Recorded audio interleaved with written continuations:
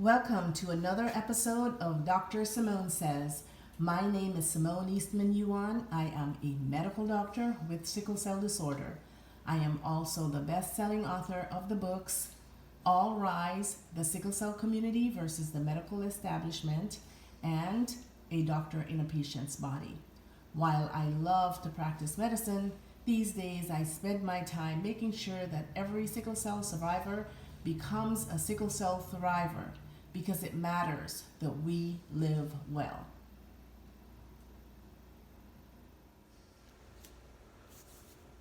Hello, hello, hello. Welcome to another episode of Dr. Simone Says, and a happy 2020 to you. It is the beginning of a new decade, and what a way to start a decade than to actually make plans, right? So that's what we're going to talk about today, is taking it one year at a time. We're going to start with 2020. We're in January.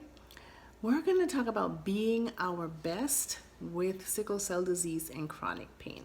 Now, I know that it is very hard to gauge our health with sickle cell disease in particular.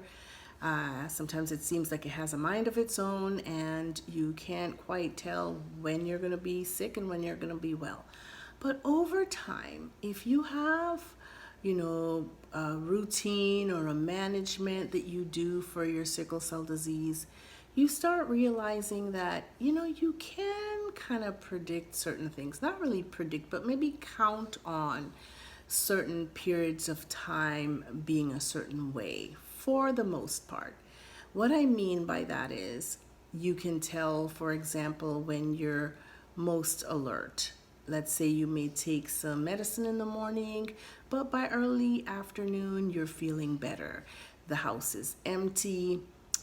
You have some time to yourself, or it's in the evening. People are asleep. You have some time to yourself, and all cylinders are on and ready to go at a certain time of the evening. So we want to be able to capitalize on that. And to do that, you really have to, number one, study yourself. So you're going to have to sit back and go, I have managed to cope with my sickle cell disease, my chronic pain for a number of years. How have I been able to do that? I've been able to work when I am doing well. I've been able to kind of catch those moments, those hours, and multiply them and utilize them. And so that's the same thing you're going to have to do. You're going to have to go, what time of the day works best? When am I in the least amount of pain? You're never going to be in no pain, or maybe you will. You never know. Be optimistic. There are times when you may not be in any pain. Studies show that a third of us are in none to mild pain, a third are in mild to moderate, and a third are in moderate to severe. So there are people who have no pain at different times. Maximize those times. The second thing is making some protected time. So you want to be able to put aside some time in a day, even if you don't quite know each day when that will be, even if you know at the beginning of the day, to be able to say, you know what, I know that it's in the evening that I feel better. I want to do some work between 5 and 7 on just some work on whatever it is I'm going to make my project for the year. And so that's not going to be a time that I'm going to invite my girlfriend over to watch a movie or invite my guy friends over to watch the ball game. You need the time protected, and you're going to need to be a little bit possessive of that time and protect that time so that you can get things done. Then you want to consider, or maybe even before this, but number 3, considering what am I uniquely good at? For some of you, it is spoken word and poetry. I have heard some of the most beautiful things come out of your mouth. For others of you, it is writing. I express myself well with writing. Yet for others of you, it would be that you are good at artwork, or that you're good at craft, or you're good at cooking or knitting. Whatever it is that you are uniquely good at and that you do well, you want to be able to share that with the world. You weren't created with that in you so that you could just admire it and go, aren't I awesome? No, you're made to share that with the rest of the world, right? So that's what you want to do. You want to figure out, what am I uniquely good at? And you want to share that with the rest of the world. Then you want to ask, what is my obligation to society? A lot of times we don't think about this one. But just as you are in some ways obligated to share your talent with the world, in some ways you're obligated to enlighten the world with your unique challenges, like your sickle cell disease. So how are you going to do that? So it may be in the form of advocacy. We are all advocates. We don't always realize that we're all advocates, but we are.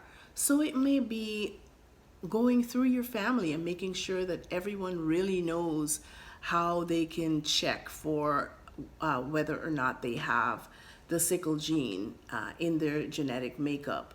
Or your friend's family. A lot of times we tend to share amongst ourselves, and we're a very closed group, but we have overeducated ourselves. It's time for the rest of the world to understand sickle cell disease.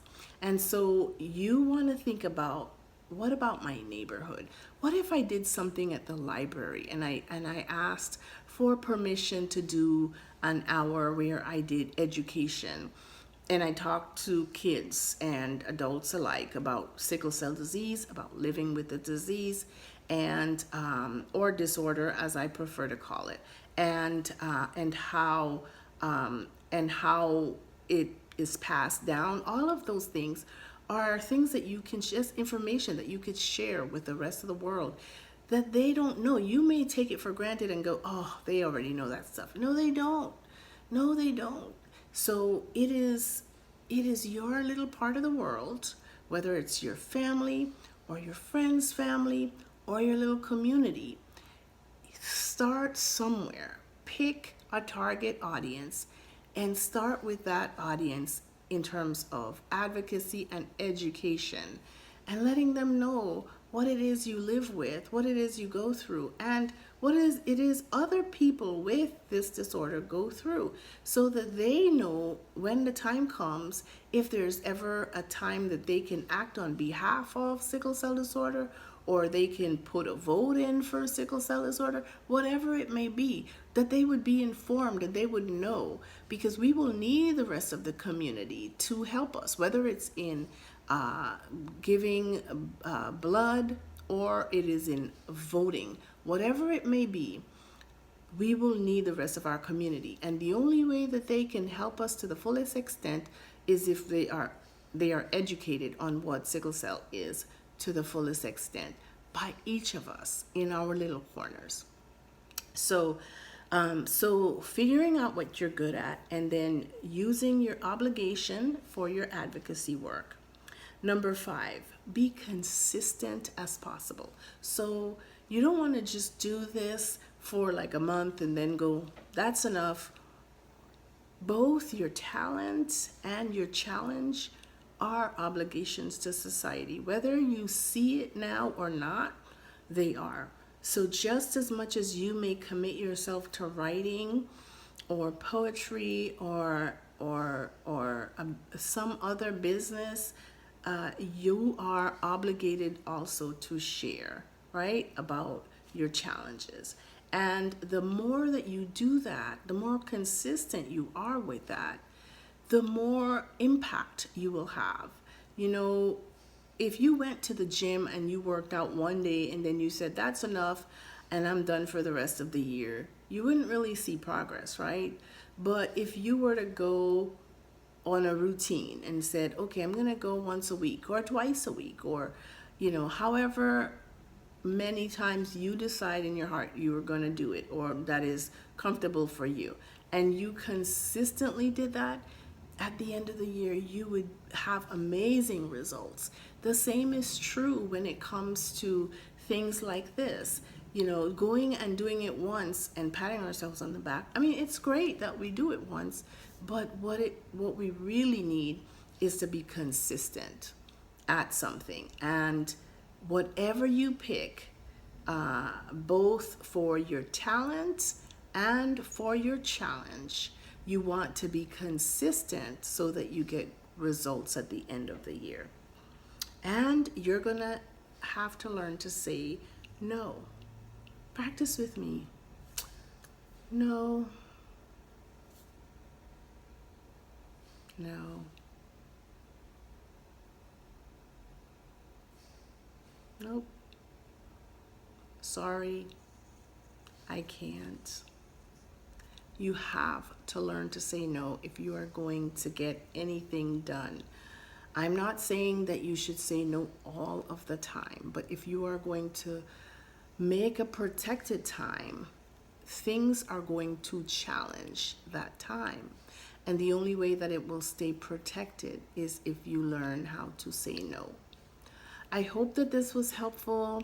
I hope that at the other end of this year, I hear about all of your amazing stories as you put aside the time, as you learn about yourself, as you put into protected time and you go for it for 2020. And remember that wherever you are, whatever you're doing, you are an advocate. Whether you realize that or not, you are an advocate. So educate the world. You can even start by putting some things on your Facebook general profile. Many of us hide out in the groups, but we don't really tell the rest of the world, the rest of our friends and things like that. It is time to stop hiding. We are given a unique challenge in our lives, but that's exactly as far as it goes. It is a challenge, and we need not to hide out from that. So wear it proudly and educate the world. All right, happy 2020, and I will talk with you all soon. Take good care. If you would like to contact me for speaking engagements across the country, please don't hesitate to contact me at drSimoneSays@gmail.com. And remember to shoot an email my way letting me know that it was you who referred me, because I would like to say thank you in my own special way. Until next time, this is Dr. Simone Says, and remember, you are a sickle cell thriver and not just a survivor. If you benefited from this episode any at all, please like on the video, subscribe to the channel, and share the video with one other person as your good deed towards the sickle cell cause. Have a great day.